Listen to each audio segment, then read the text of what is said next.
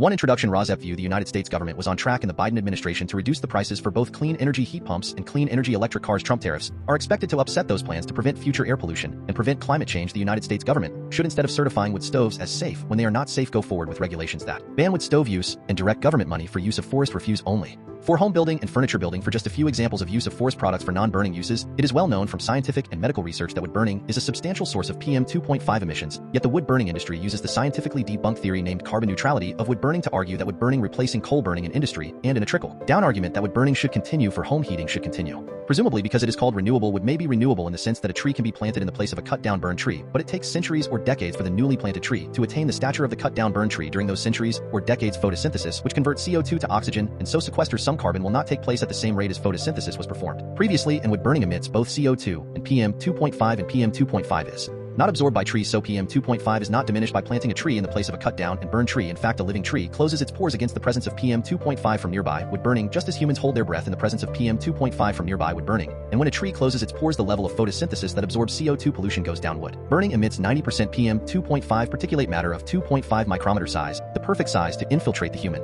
lungs, setting off a cascade of human health problems and early deaths. Contrary to many beliefs, wood burning emits 2.8 times the PM 2.5 as the fossil fuel coal burning, and wood burning emits 450 times the PM 2.5 as the fossil fuel natural gas burning. Replacing coal burning with wood burning creates more air pollution in the form of CO2 and PM 2.5 than coal burning. This emission data comes from testing the cleanest burning wood stove in the United Kingdom, the Eco-Design Wood Stove, and International Convention does not count the emissions from wood burning. The emissions from wood burning are erased from all countries around the world when calculating if each country has met its climate goals. This non-counting or erasure of wood burning emissions data from climate goals does not mean wood burning emissions do not exist. RFK view purple air PM 2.5 monitors hanging from the eaves of the house of a near neighbor should be used to measure the level of PM 2.5 in the air hyperlocally in the yards of near neighbors of indoor residential wood burners. If PM 2.5 levels exceed World Health Organization standards of 5 micrograms per cubic meter annually, then that evidence of air pollution from wood burning should lead to the shutdown of that indoor residential wood burning appliance, one appliance at a time if necessary. Hi, my name is Lily. Andrew gave you the intro to residents against wood smoke emission particulates and their concern for air pollution from indoor residential wood burning. Residents against wood smoke emission particulates, or RFK, would like every near neighbor of an indoor residential wood burner whose wood smoke enters their yards and sickens the near neighbors to have a purple air PM 2.5 monitor hanging from the eaves of their home to measure the level of PM 2.5 entering their yards. That measurement of air pollution should be used as evidence of unnecessary air pollution, and each indoor residential wood burner should be shut down based on that evidence, one indoor residential wood burner at a time if necessary. The presentation by Andrew ended at 2 minutes 5 seconds. The same presentation by Emma starts at 2 minutes 3 seconds before the end of this podcast. So I am Lily, your timekeeper, and you can start the next podcast at 2 minutes 5 seconds in if you would not like to see the presentation by Andrew a second time. This presentation by me, Lily, ends at 5 minutes in. What you will see in the main content of this RFK podcast will be news about air pollution from indoor residential wood burning and how that air pollution is being combated by ordinary people just like you who are unfortunately near neighbors of indoor residential wood burners at this time.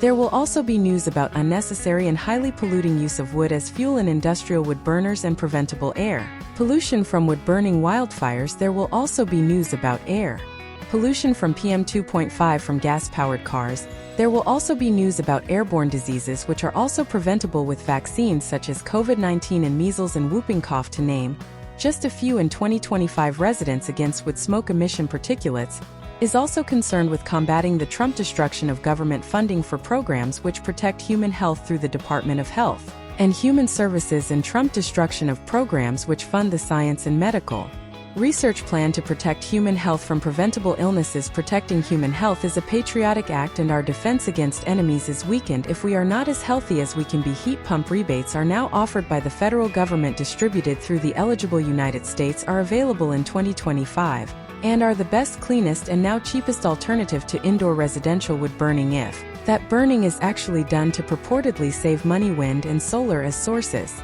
of the electricity that powers heat pumps and electric cars is also cheaper than burning wood. The adverse health effects that are caused by indoor residential wood burning also come at a cost to near neighbors, both in shortening and ending their lives and in actual hospital, clinic, and funeral costs. Instead of being compensated monetarily, near neighbors should instead be able to achieve immediate relief by stopping indoor residential wood burning in their hyper-localized neighborhoods, which relief readings from purple air PM 2.5 monitors used as evidence of air pollution will help them achieve. Welcome to news about hopeful scientific and medical achievements that will also help us achieve the goal of clean air to breathe.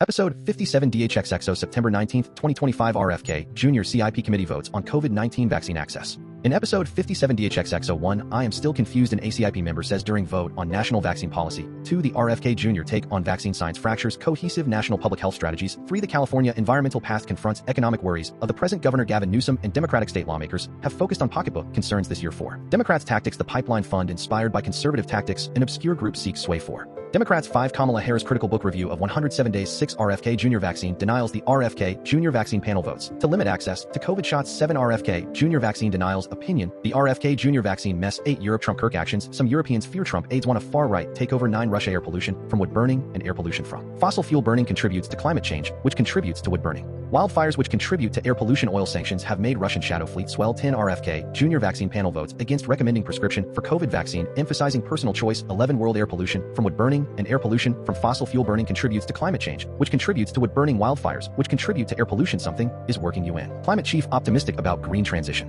Cop30 Main Content. When I am still confused member says during vote on national vaccine policy notes from day 1 of the CDC ACIP meeting out is comprehensive evaluation of data or feasibility studies in his vibes. Excerpts edited by RFK for brevity and clarity in relationship to residents against wood smoke emission particulates of 501c3 nonprofit organization Inside Medicine by Jeremy Faust MD. September 19, 2025 The CDC vaccine panel was unsure about exactly what they were voting on. The CDC Advisory Committee on Immunization Practices began its 2-day meeting yesterday. The committee now has 12 members, all handpicked by HHS Secretary RFK Jr. That includes 5 members rushed into service within the last couple of weeks. As first reported here in Inside Medicine, RFK Jr. sought to quickly install 7 new members in time for this September meeting. In the end, 5 of them made it onto the committee in time, which is remarkable because the process is generally a deliberate one, often taking months, even years, to ensure adequate vetting. What did they do? They spent time acting as though they want to increase confidence in vaccines. In what way did they do this? By spending swaths of time discussing febrile seizures associated with some vaccines, events which are distressing to parents, but ultimately benign, that did not stop ACIP members from trying to inject doubt. Do we really know that febrile seizures do not portend long-term consequences? One member pressed at length, yes, we really do know that this is what happens when you replace actual vaccine experts with dilettantes with no interest in any serious process that might affirm the status quo. This whole thing was so hastily thrown together that nobody knew what was happening. They are voting on legally binding motions that determine American vaccine policy. Ultimately, the MMRV resolution passed, so the combined for vaccine shot is off the schedule and CMS centers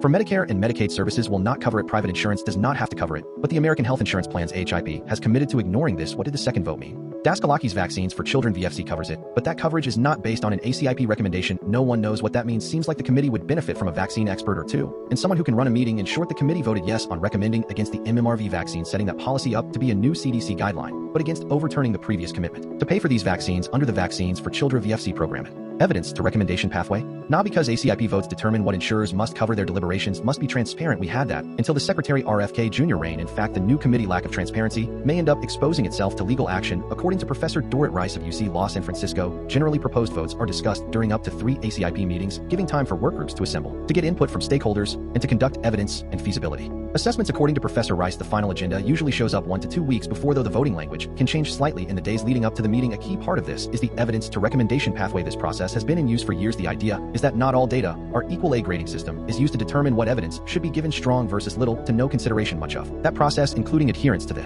evidence grading system, is now being ignored. Several ex officio representatives at the meeting made this point. When given floor time, informed consent is a trope against vaccines. Do not be fooled. Throughout the meeting, as in June, we heard a lot about vaccinating with informed consent. This sounds good. We already do it. We need consent of patients. The only way to legally obtain that is through informing them about what is going on. So, harping on informed consent implies that physicians are forcing something onto patients or sneaking things by. In reality, everything in medicine balances risks and benefits. Now, if patients have questions, we always answer them. But I do not think we need to read the FDA label to every patient to whom we prescribe a medication, yet that seems like what those against vaccinations are after. There would not be enough time to comply with such an edict. Instead, informed consent seems to be a catchphrase of the anti-vax movement. But if you look carefully, you will notice that it is becoming a stand-in for nothing you can ever say or do will convince us. Today, a member of ACIP literally advocated for MMR vaccines to be retested against a placebo. Can you fathom the ethics of withholding that vaccine from children randomized to the placebo group in that study? The people who broke vaccine trust think they can fix it all day. We kept hearing how the public does not trust vaccines. This was raised as justification for fresh inquiries into vaccines long established as safe, effective, and crucially, whose benefits exceed any risks. They keep saying the windows are broken. They do not mention that they, or anti-vaxxers they sympathize with, are the very ones who threw the rocks at those windows. This committee is conflicted on conflicts of interest. Secretary RFK Jr. claims he fired the previous ACIP members because of conflicts of interest. His claims were false. Meanwhile, he installed new members with conflicts, including those who have been paid witnesses in lawsuits against vaccine makers. Meanwhile, expert organizations sent representatives to the meeting. As usual, once again, the American Academy of Pediatrics boycotted. Usually these representatives of organizations are involved in behind-the-scenes work. leading up to the meeting, including briefing the members, but the RFK Junior HHS claims that these organizations are conflicted, so they are now banned from the preparation process. That point was made by some representatives, including some who asked why their expertise, including representing patients, is no longer permitted. An ACIP member failed Epidemiology 101. They are taking choice away. COVID vaccines are. Next, various lackeys of Secretary RFK Jr. have claimed that everything this administration is doing on vaccines will increase confidence in them. Nothing they have done has increased access to any single vaccine. In fact, the vote today took choice away from parents who would prefer their children receive all of the protection offered by combination vaccines. But with fewer needles, it is about to get worse. Today, we expect that the committee will move to drastically reduce COVID-19 vaccine availability. I will be dismayed if access becomes more difficult than it already has become under this administration. If ACIP limits the vaccine as narrowly as rumors suggest, that is especially the case since ACIP will be enacting this without relying on the transparent evidence to recommendation pathway that served the American public for years. The new ACIP, which is the RFK Junior ACIP, has lost my confidence. That is not because of the biographies of its new members, nor even any specific vote. So far, though, both have been problematic. I no longer trust ACIP because the RFK Junior version of the committee has decided to spurn the rigorous, truly scientific processes that were in place. 2. The RFK Junior Take on Vaccine Science Fractures Cohesive National Public Health Strategies. Excerpts edited by RFK for brevity and clarity in relationship to residents against wood smoke emission particulates of 501c3 nonprofit organization KFF Health News September 19, 2025. A man in a suit sits at a table in front of a microphone. Health and Human Services Secretary RFK Jr. testifies before the Senate Finance Committee on September 4. Health and Human Services Secretary RFK Jr. has had a busy few months. He fired the director of the Centers for Disease Control and Prevention, purged the CDC Vaccine Advisory Committee, and included among the new members appointees who have views against vaccines. The leadership upheavals, which he says will restore trust in federal health agencies, have led to the fracturing of a national cohesive immunization policy that has endured for 30 years. States and medical societies that long worked in concert with the CDC are breaking with federal recommendations, saying they no longer have faith in them amid the turmoil and the RFK Jr. criticism of vaccines. Roughly 7 months after the RFK Jr. nomination was confirmed, they are rushing to draft or release their own vaccine recommendations, while new groups are forming to issue immunization guidance and advise how the new system will work is still being hammered out. Vaccine recommendations from states, medical societies, and other groups are likely to diverge, creating dueling guidance and requirements. School children in New York may still generally need immunizations, for example, while others in places such as Florida may not need many vaccines. There are potential financial ramifications too, because historically private insurers Medicaid and Medicare have generally covered only vaccines recommended by the federal government. If the CDC and its advisory group, which began a 2-day meeting September 18th in Atlanta, stop recommending certain vaccines, hundreds of millions of people could wind up paying for shots that previously cost them nothing. Some states are already taking steps to prevent that from happening, which means where people live could determine if they will face costs. You are seeing a proliferation of recommendations, and the recommendations by everybody are different from the CDC, said Michael Osterholm, a University of Minnesota epidemiologist who launched an ad hoc group that provides vaccine guidance. States and medical societies are basing their recommendations on science. The recommendations out of CDC are magic smoke and mirrors. RFK Jr. has defended changes at the CDC and the revamping of the vaccine committee as necessary, saying previous advisory panel members had conflicts of interest and agency leadership botched its pandemic response. The CDC is the most corrupt agency at HHS and maybe the government, RFK Jr. said at a September 4th Senate committee hearing. Susan Menares, the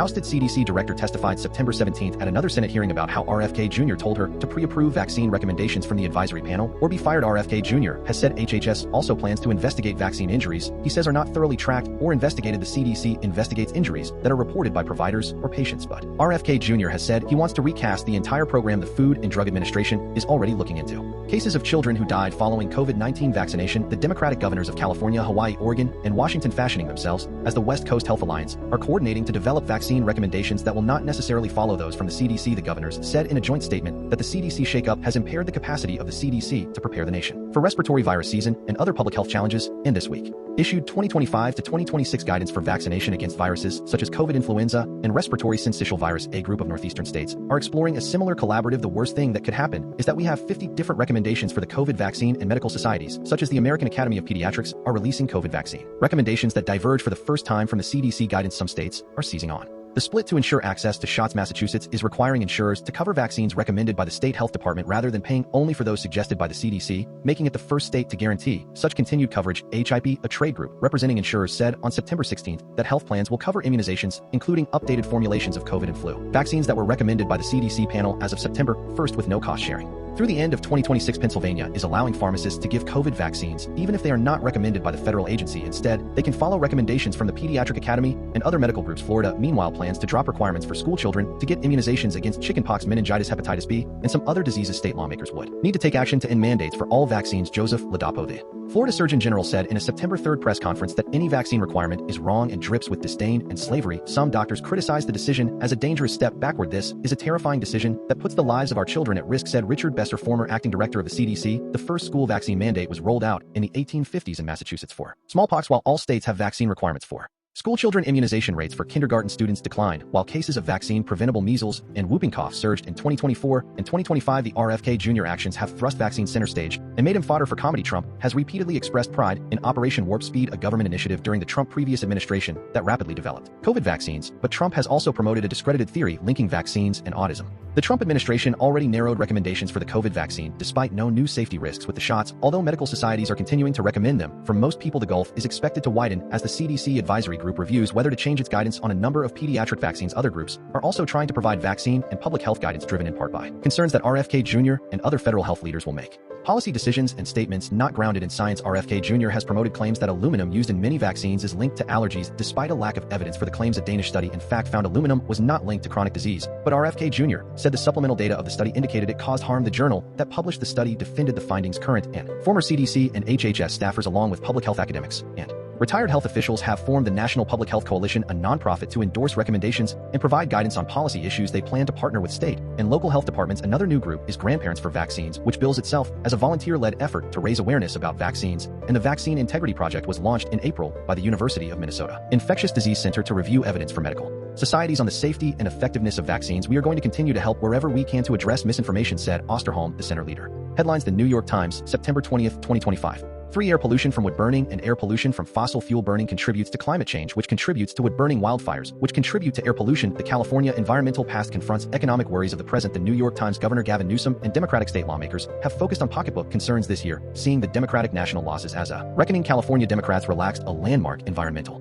law this year, hoping to spur more housing construction. Cities like San Francisco are struggling to build enough units. Excerpts edited by Rozep for brevity and clarity in relationship to residents against wood smoke emission particulates, a 501c3 nonprofit organization. The New York Times, September 18th, 2025. California has long prided itself as an environmental trailblazer. It was the first state to set its own vehicle emission rules and the first to outlaw plastic shopping bags in 2020. Gavin Newsom, a Democrat, went so far as to seek a ban on the sale of new gas-powered vehicles by 2035. Standing in front of several electric cars, he warned automakers against being on the wrong side of history. So it surprised environmentalists this year when Governor Newsom and Democratic lawmakers began backtracking on signature green initiatives. They rebuked the California Coastal Preservation Commission for regulatory overreach and rolled back the landmark California Environmental Quality Act, better known as SEQA, to address the California severe housing shortage. Then to environmentalists came the unthinkable, pushing legislation to keep oil refineries open and make oil drilling easier in California. It is a complete 180, said a lawyer at the Climate Law Institute. It has become more urgent than ever to rid ourselves of fossil fuels, so it is really inexplicable why our policymakers in Sacramento are moving the exact opposite way we should be going. Even in liberal California, Democrats understand that voters are frustrated with the high cost of living in California, and they are trying to show that they are doing something about it. If they gain traction by tilting toward pocketbook issues, even at the expense of long-held environmental orthodoxy, it could provide lessons to Democrats nationally, even if it angers activists. Locally, gas prices have long been higher in California than elsewhere. They are about 45% higher than the national average at the moment, but lawmakers are worried that costs could skyrocket if they do not help the oil industry immediately, and the transition to electric vehicles has not advanced to a point where drivers or politicians can ignore prices at the pump. Climate leadership is not $10 per gallon gas. We need California to be an inspiration and not a cautionary tale, said an assemblywoman, a Democrat from Orange County who chairs the Energy Committee in the state assembly. The modern environmental movement was born in California when an oil spill in 1969 off the coast of Santa Barbara captured the attention of Americans who were increasingly concerned about how development was harming the natural world around them. The disaster led to the first Earth Day in 1970, when coast-to-coast demonstrations drew a stunning 20 million Americans, 1/10 of the U.S. population at the time, and precipitated action at the state and federal levels to safeguard the environment. Soon after, California enacted the California Environmental Quality Act, which required reviews of new development to address potential environmental impacts. In the years since, California has approved a number of standards for water and air quality, and the state instituted the first cap and trade programs in the United States. Democrats have long asserted that they can help American consumers and improve the environment all at once. They have promoted the idea that workers in fossil fuel industries can transition to jobs in clean energy, that drivers will ultimately save money by charging their vehicles instead of pumping gas, that homes will become more efficient and need less energy for heating and cooling. Newsom, in a State of the State letter he sent to lawmakers last week, still made that case. The oil legislation is part of a larger package of bills that Governor Newsom is expected to sign on Friday. One proposal would extend the California cap and trade program, which sets limits on emissions and requires companies to buy credits if they exceed them. Another bill would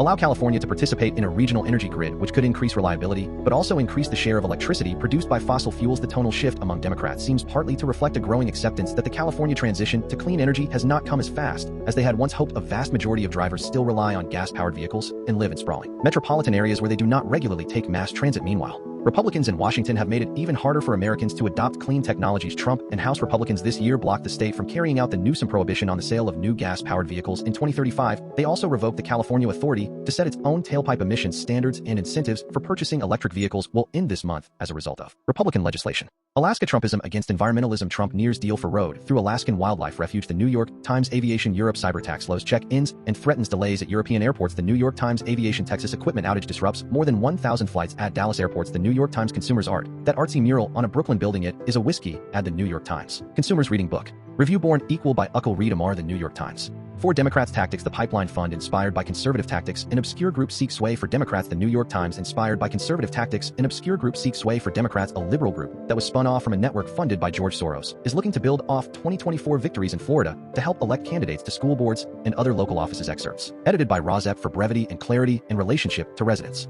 Against wood smoke emission particulates. A 501c3 nonprofit organization. The New York Times, September 20th, 2025. Last year, as Democrats were dealt big setbacks in federal races nationwide, a small crop of well-funded candidates in Florida picked up 15 school board seats that had been targeted by conservative groups in competitive counties. Now the obscure organization that backed those Florida candidates is planning a substantial expansion to cover more than half the country. Pipeline Fund, a left-leaning group that helped funnel more than $1 million plus support and training into the Florida races, is vying to establish itself as a liberal counter to the sprawling down-ballot infrastructure on the right that has helped Republicans notch wins on school boards and county offices, and in local judicial races. Those Florida victories defeated Moms for Liberty, referring to the conservative rights of parents group that is focused intently on gaining influence at the hyperlocal level. Her remarks were part of her keynote address this week at the Pipeline Fund private conference in Philadelphia, a spinoff from the 1630 Fund, a network of liberal organizations funded by George Soros. The Pipeline Fund started on its own last year with a focus on down-ballot elections. The group is part benefactor and part matchmaker, identifying candidates for these races and connecting them with state and national organizations for funding and support. At the conference, Ms. Ferriazzi announced that her organization would expand into 21 states for the 2026 elections in blue states like Connecticut and Colorado, and deep red states like West Virginia and Alabama, looking to identify and recruit thousands of candidates to run for local races. Our path forward starts with great people running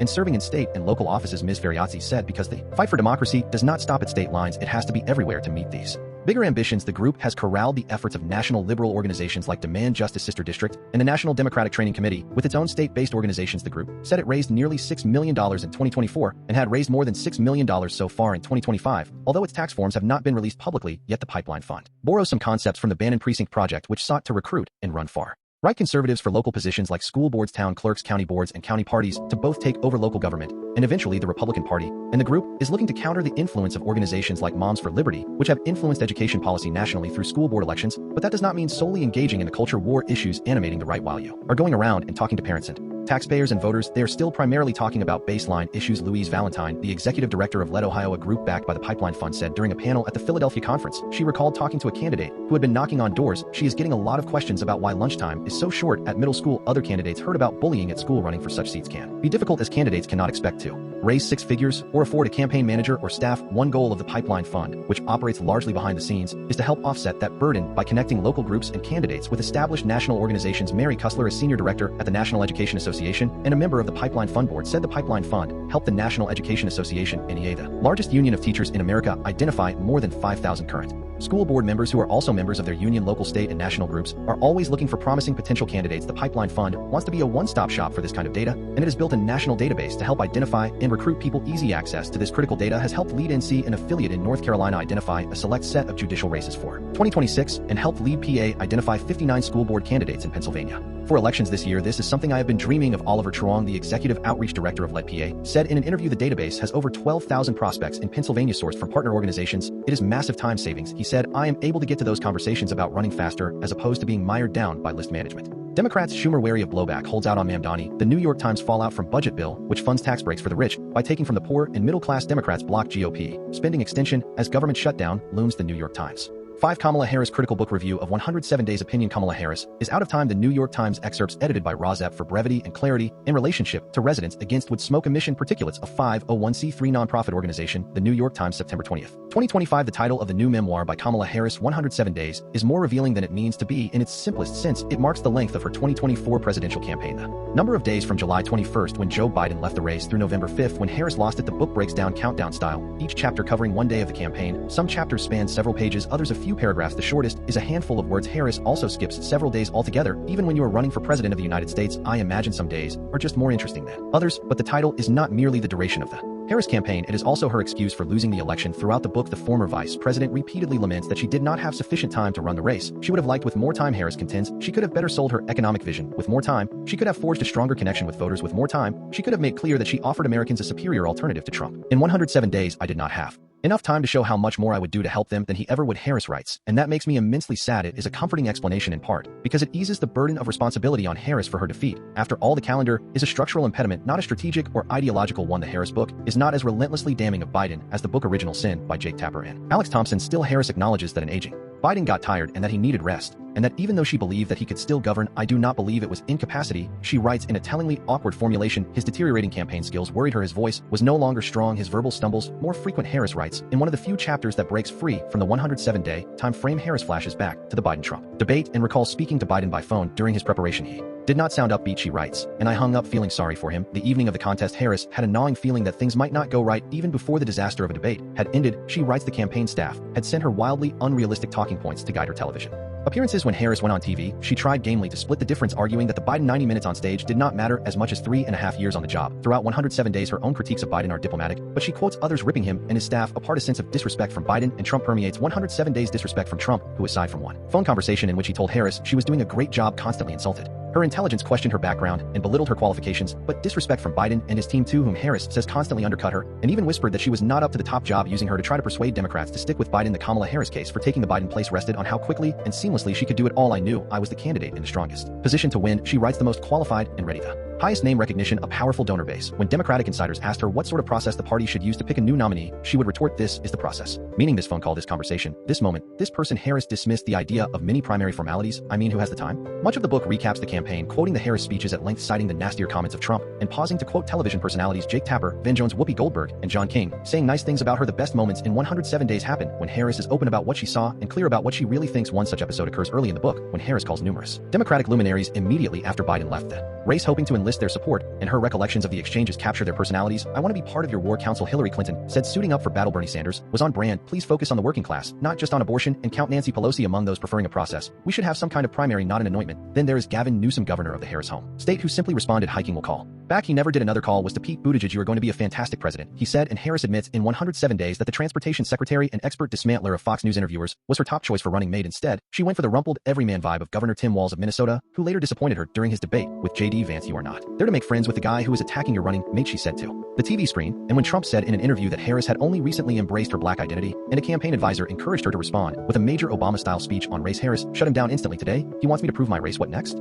He will say, I am not a woman. She did not want to embrace the cruelty of my opponent, and that she felt she owed Biden her loyalty. I want to keep people safe and help them thrive, she says in her book. And her preferred campaign lines, we are not going back. And I know the Trump type kept the focus squarely on her opponent. Now Harris can see what is happening to our country in the afterword of 107 days. Harris looks upon the Trump second term and denounces right-wing and religious nationalists pushing an authoritarian agenda. We need to come up with our own blueprint that sets out our alternative vision for our country. She urges a blueprint on how we will lead a government that truly works for the American people. I have now read all 3 of the Harris books. She published Smart on Crime in 2009 and The Truths We Hold in 2019, and the sense they give collectively is that of a prosecutor, a senator, and a presidential candidate genuinely wanting to do good, but letting that good be defined by Democratic Party orthodoxies of the moment. Musk U.S. is losing race to return to moon, critics say, pointing at SpaceX. The New York Times. 6 RFK Junior vaccine denials. The RFK Junior vaccine panel votes to limit access to COVID shots. The New York Times. The RFK Junior vaccine panel votes to limit access to COVID shots. The panel recommended that people consult a health professional before receiving a COVID vaccine. Left unclear was whether Americans can still walk into pharmacies for shots. Excerpts edited by Rozep for brevity and clarity. In relationship to residents against would smoke emission particulates, a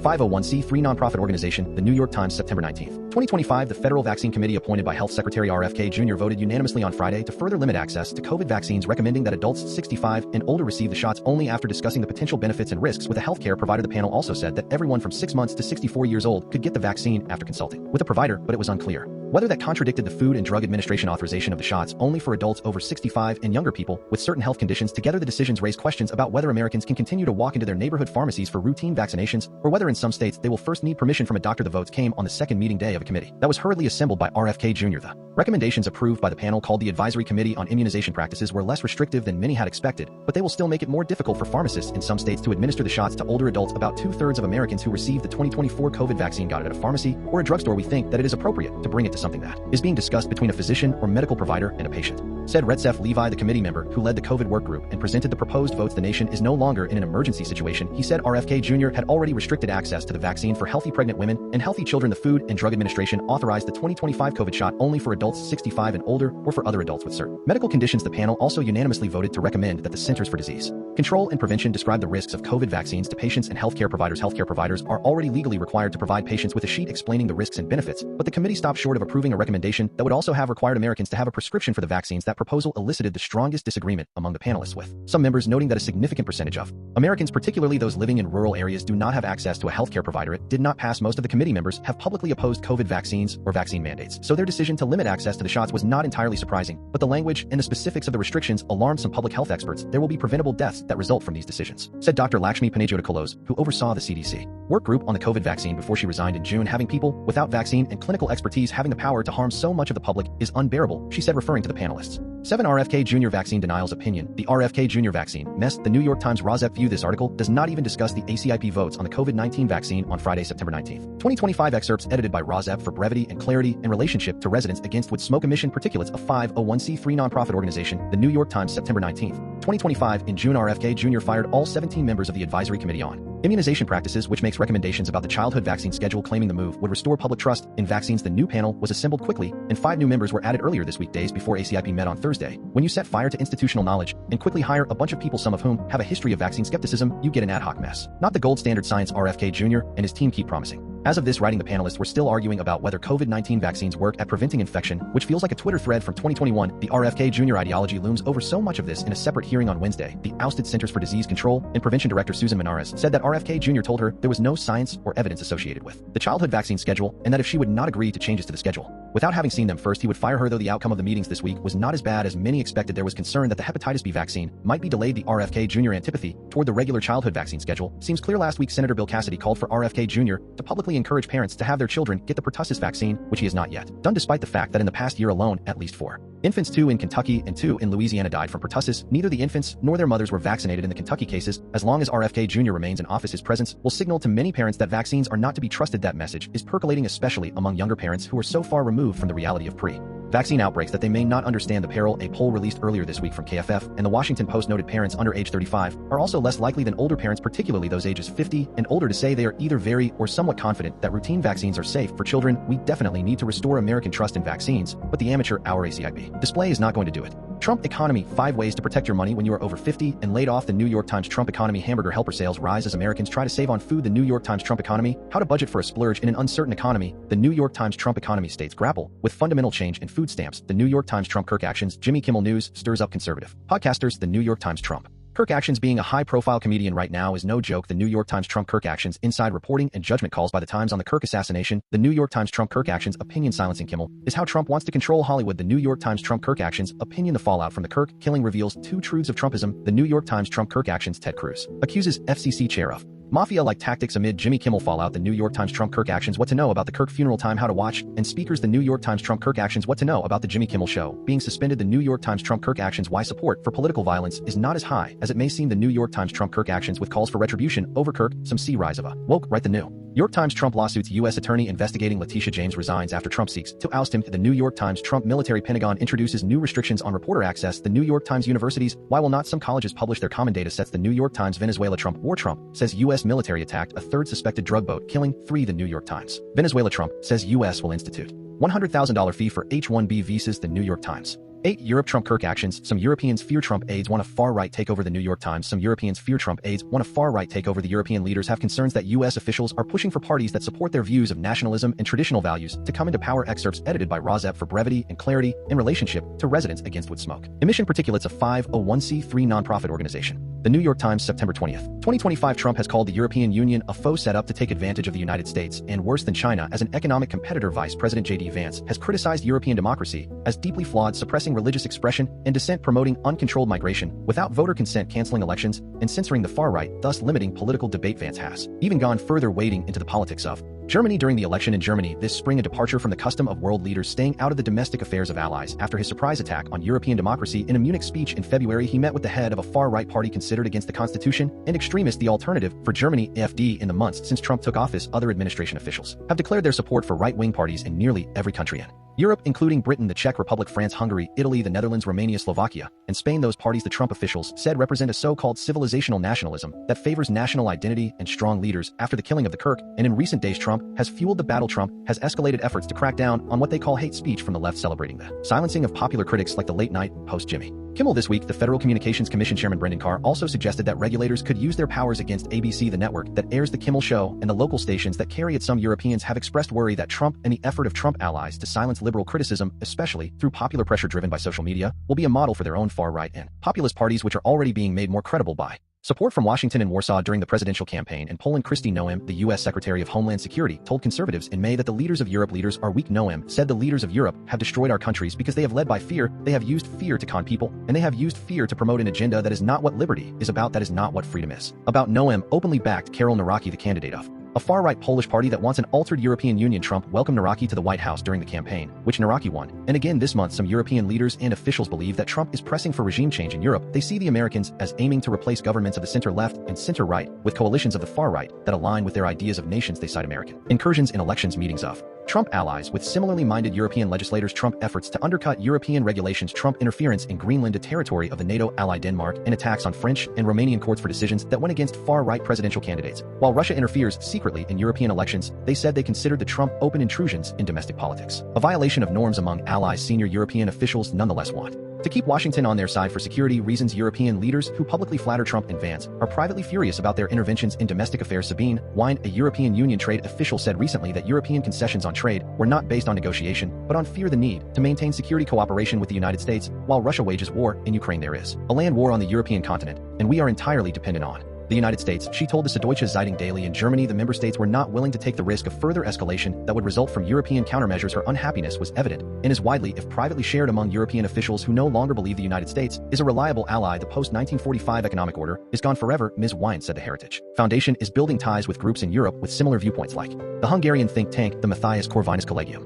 Poland and Russian aggression. NATO jets. How Poland scrambled the NATO jets to shoot down Russian drones. The New York Times. 9 Russia air pollution from wood burning and air pollution from fossil fuel burning contributes to climate change, which contributes to wood burning. Wildfires, which contribute to air pollution. Oil sanctions have made Russian shadow fleet swell. The New York Times. Oil sanctions have made Russian shadow fleet swell. Restrictions have made it costlier for Russia to ship oil by sea, but they have also expanded the illicit shipping economy with lasting consequences. Excerpts edited by RFK for brevity and clarity in relationship to residents against wood smoke emission particulates. A 501c3 nonprofit organization. The New York Times, September 20th, 2025. From early in Russian war with Ukraine, the West hit Russia with economic penalties aimed at strangling its profits from oil sales as Europe announces its 19th round of sanctions. An uncomfortable reality has sunk in. Russia quickly found a workaround to profit from oil in spite of a price cap and import restrictions by building up a huge fleet of dilapidated ships with hazy ownership that covertly shuttle its fuel to far-flung markets. It has managed to evade the sanctions and make money. Now it is becoming increasingly clear that the vast expansion of this shadow fleet comes with serious and potentially long-lasting effects. The rickety ships pose dire risks to the environment, and the trend has created a huge illicit shipping economy that some experts worry could outlast the war that could pave the way for nations to continue skirting the existing order, with nations including Russia and Iran as shippers and China and India as customers. A lot of people want to do the easy part, impose sanctions, but we have actually caused a bigger problem, said Ian Ralby, an expert in maritime security and founder of the research firm Concilium. Sanctions do not put them out of business, they put them out of legitimate business. That does not mean that the sanctions are a mistake, supporters say. A former Biden administration Treasury official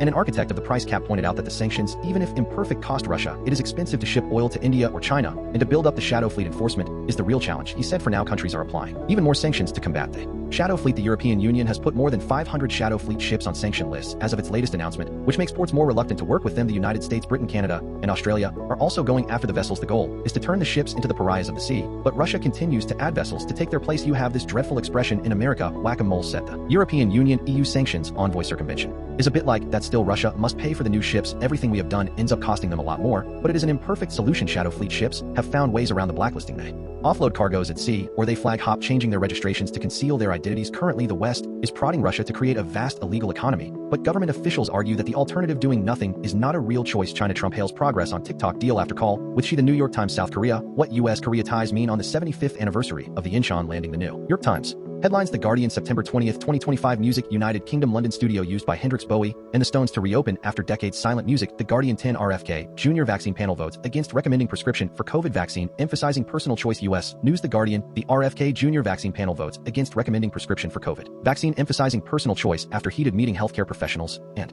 experts left deeply confused about committee recommendations. Excerpts edited by RFK for brevity and clarity in relationship to residents against wood smoke emission particulates. A 501c3 nonprofit organization. The Guardian, September 19th, 2025, 1549 EDT. Share, a powerful committee that advises the U.S. Centers for Disease Control and Prevention (CDC) on vaccine policy, voted on Friday against recommending that people obtain a prescription for a COVID-19 vaccine. However, the Panel also voted to recommend that people speak with a clinician before obtaining the shot, and that coronavirus vaccinations should be based on individual-based decision. Making the votes on the recommendations came after hours of impassioned debate that at times devolved into confusion and apparent animosity over the committee procedures and the safety of vaccines. Healthcare professionals and experts following the committee meeting were also left deeply confused about the significance of the committee votes and recommendations, and whether they would make it more difficult for people to obtain COVID vaccines. The recommendation over COVID vaccine prescriptions left the panel, the Advisory Committee on Immunization Practices ACIP, sharply divided, as 6 members voted to adopt it, while 6 voted to reject it. The chair, Martin Kulldorff, broke the tie by voting against the recommendation. Among other votes, the committee also voted to recommend the CDC engages in an effort to promote more consistent and comprehensive informed consent processes, including potentially highlighting 6 risks and uncertainties around COVID vaccines. But it offered little guidance on what this wording may look like in practice. It was also not entirely clear what individual-based decision-making,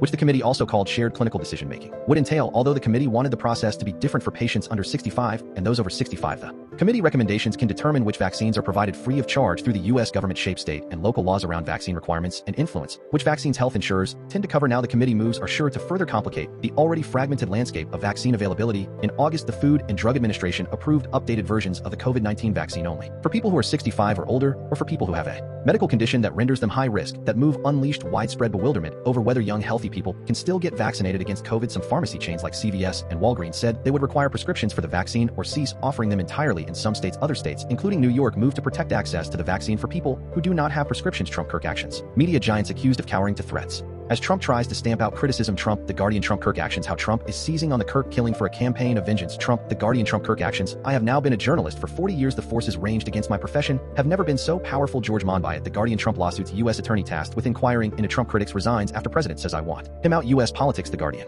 Venezuela. Insane journeys inside the narco subs that cross oceans carrying hundreds of millions of pounds of cocaine drugs trade. The Guardian. Venezuela. Trump war. Trump again asks Supreme Court to end protections for Venezuelans in the United States. The Guardian. Poland scrambles aircraft as Russia attacks Ukraine with hundreds of drones and missiles. 11 World air pollution from wood burning and air pollution from fossil fuel burning contributes to climate change, which contributes to wood burning. Wildfires, which contribute to air pollution. ROSEP view. Simon Steele, the United Nations UN climate chief, who was interviewed for this article, originally trained as an engineer at London Metropolitan University and College of Northwest London, and holds a Master of Business Administration from the University of Westminster in the United Kingdom, the home island of Simon Steele, is Cariaco, which is part of Grenada in the Caribbean. Something is working. UN climate chief optimistic about green transition and Cop30, the 2025 United Nations Climate Change Conference, to take place in Amazonia in November. The Guardian exclusive. Simon Steele believes economic benefits will compel countries to speed up climate action. Excerpts edited by ROSEP for brevity and clarity in relationship to residents against wood smoke emission particulates. A 501c3 nonprofit organization. The Guardian. September 20th, 2025. Cleaning up industry and the global economy will produce massive economic dividends for countries that grasp the opportunity. As the example of China has shown, the UN climate chief has said before a crunch summit of world leaders this week in a last-ditch call to heads of government summoned to New York by the UN Secretary General this week. Simon Steele, the executive secretary of the UN Framework Convention on Climate Change, said governments would almost certainly fail to come up with the climate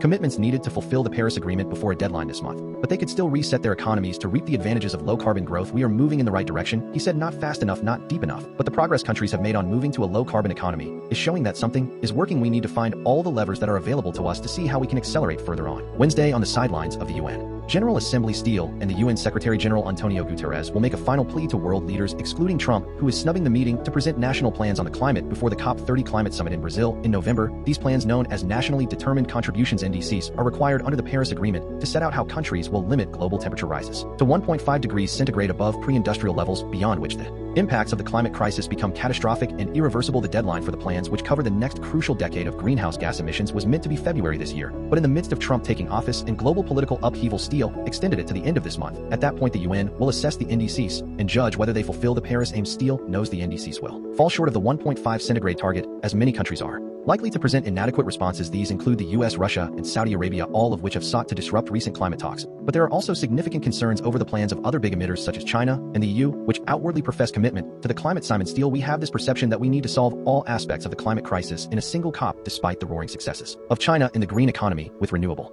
energy, now generating a quarter of electricity, electric vehicles now taking 50% market share, and booming exports of low-carbon goods worth $177 billion, £131 billion last year. China is widely expected to submit an NDC that is much weaker than it should be and over-conservative in its estimates of how fast the country can drive down its emissions. This is partly because of the Beijing perennial desire to under-promise and over-deliver, but also out of caution faced with the Volatility of the Trump White House. The EU, for decades the champion of climate action, is mired in internal tension among member states, spooked by a seeming backlash from the populist right. The bloc has still not finalized its NDC and will not meet the end-of-month deadline, but this week issued a statement of intent from ministers for a cut of between 66.25% and 72% by 2035 compared with 1990 levels. This is weaker than the 79% or more campaigners had hoped for, and that experts say is possible. Stijntje van Veldhoven, regional director for Europe at the World Resources Institute, warned if the EU lands on the lower end of the range, like 66.3%, the final stretch to 90% just 5 years later will be a steep and uphill climb. Australia set out its NDC last week, pledging to cut emissions by 62 to 70% by 2035. That is also too low compared to the 75% cut analysts said would be in line with a 1.5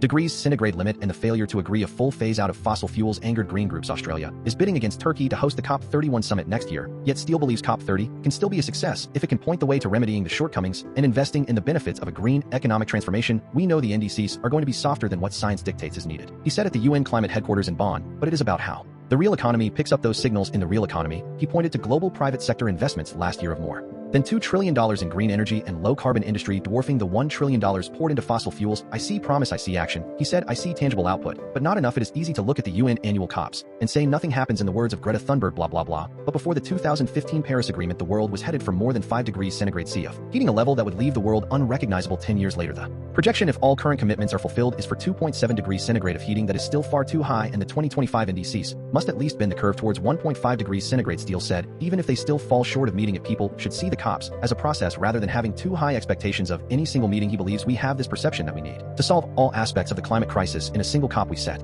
false expectations that everything needs to be resolved in that given moment. Steele also wants the UN to change tack away from the dire warnings of calamity that have frequently fallen on deaf ears among governments grappling with economic woes. Instead, he will present concrete examples of how governments such as China have gained access to billions in investment and reaped bumper profits by turning to clean energy and a green transformation. We have only been telling a partial story, he said. We have been speaking about the impacts on lives, livelihoods. It does not get into other elements, the economic benefits of taking climate action, and what this means in terms of jobs, food security, water security. What does this mean in terms of better health, better livelihoods? Looking at those opportunities and the economic growth that can be stimulated through strong climate action and how that impacts economic development, and growth countries are also beginning to wake up to the costs of inaction too. He believes hikes in the cost of living around the world have been exacerbated by food price rises resulting from extreme weather. Wealthy regions, including areas of the US and the UK, have had homes and businesses become uninsurable, which is an experience that until recently was confined to poorer and vulnerable regions. The bill for climate damage already runs to hundreds of billions of dollars a year and is getting higher within little more than a decade. Costs of more than 5% of GDP a year are likely to bite. That means significant recession if inflation in the last 4 years has toppled governments and lost votes for incumbent parties. The effects of the climate crisis on the cost of living will be much more dramatic. Steele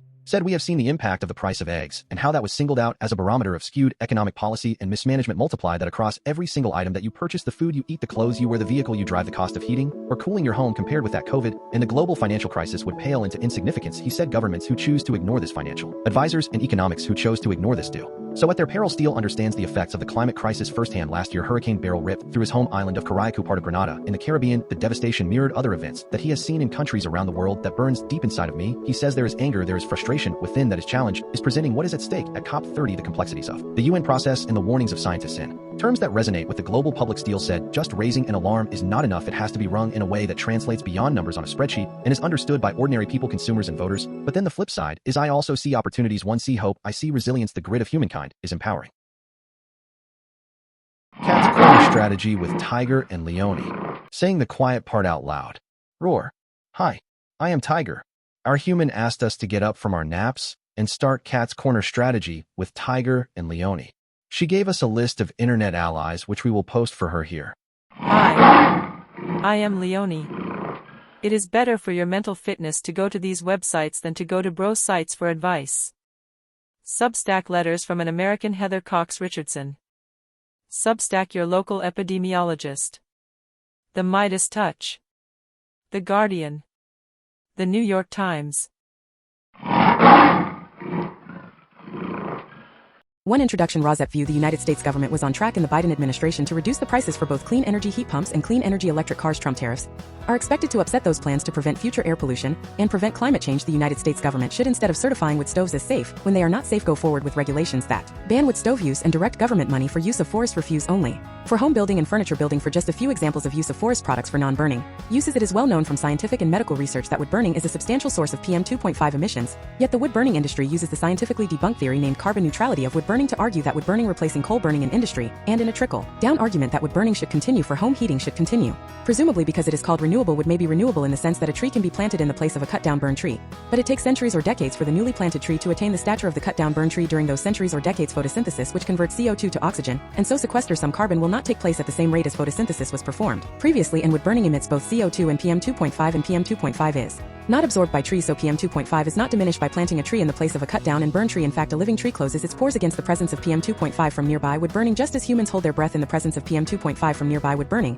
And when a tree closes its pores, the level of photosynthesis that absorbs CO2 pollution goes down. Wood burning emits 90% PM2.5 particulate matter of 2.5 micrometer size, the perfect size to infiltrate the human lung, setting off a cascade of human health problems and early deaths. Contrary to many beliefs, wood burning emits 2.8 times the PM2.5 as the fossil fuel coal burning, and wood burning emits 450 times the PM2.5 as the fossil fuel natural gas burning. Replacing coal burning with wood burning creates more air pollution in the form of CO2 and PM2.5 than coal burning. This emission data comes from testing the cleanest burning wood stove in the United Kingdom. The Eco-Design Wood Stove and International Convention does not count the emissions from wood burning. The emissions from wood burning are erased from all countries around the world when calculating if each country has met its climate goals. This non-counting or erasure of wood burning emissions data from climate goals does not mean wood burning emissions do not exist. ROSEP View Purple Air PM2.5 monitors hanging from the eaves of the house of a near neighbor should be used to measure the level of PM2.5 in the air hyperlocally in the yards of near neighbors of indoor residential wood burners. If PM2.5 levels exceed World Health Organization standards of 5 micrograms per cubic meter annually, then that evidence of air pollution from wood burning should lead to the shutdown of that indoor residential wood burning appliance, one appliance at a time if necessary.